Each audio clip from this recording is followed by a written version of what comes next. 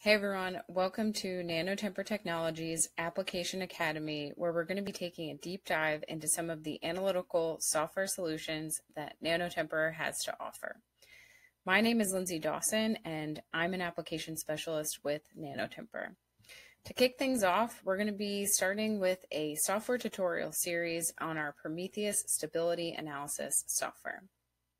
The first tutorial in this series is going to be covering the basics of the software, the display options, as well as highlighting some of the benefits that this software can really bring to your data analysis.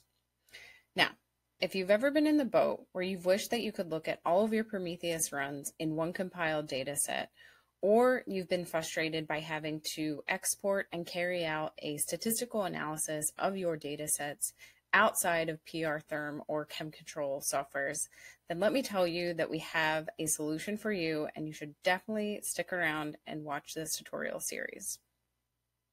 Okay, so we'll start off by importing our data file into the PR.Stability Analysis software.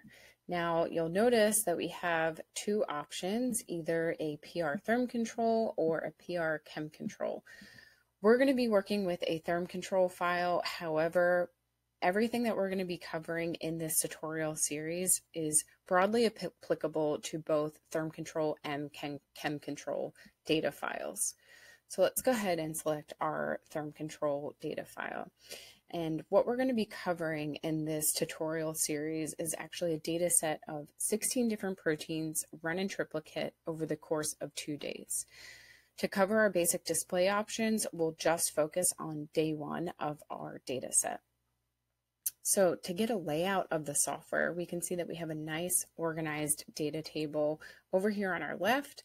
And then when we click on some of our samples, we can see now that we have the charts displayed on our right-hand side directly next to the table, and we no longer have to toggle back and forth between the two options in the software, which is really great and is what's really meant to help expedite your data analysis.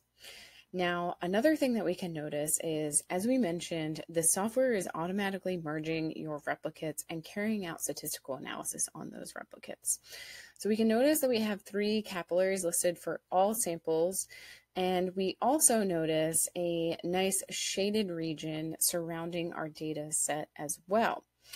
And that shaded region represents the standard deviation from the mean of your data set that's automatically calculated by the software.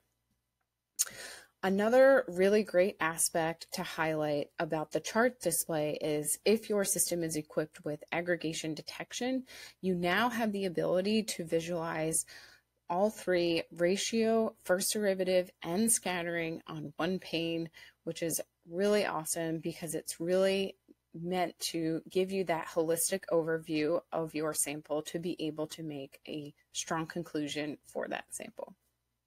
Now, let's go through some of these display options. So let's say I want to generate a plot that I'm going to import to a presentation presenting at my group meeting. So let's say I want to generate a nice looking plot. I now have the ability to turn off the grid lines, which is really great. The other option that we have is to display different markers. So let's say I just want to focus on inflection points and I don't want to talk about the onsets. So let's go ahead and turn off onsets and just keep on inflection points. Another option that we have similar to Therm control, but it's still available here is that we can turn off that scattering. So this sample obviously didn't scatter very much, so let's go ahead and turn that off because we don't need to present it. The other option is that you can turn off your first derivative. And similar to our Therm control software, you also have the ability to look at the different detectors, so either the ratio or the single wavelengths available. Last but not least, we have, similar to Therm control, the ability to select the different data point display options. So we have smooth curve data points or the hybrid of the two, which I'll go ahead and select.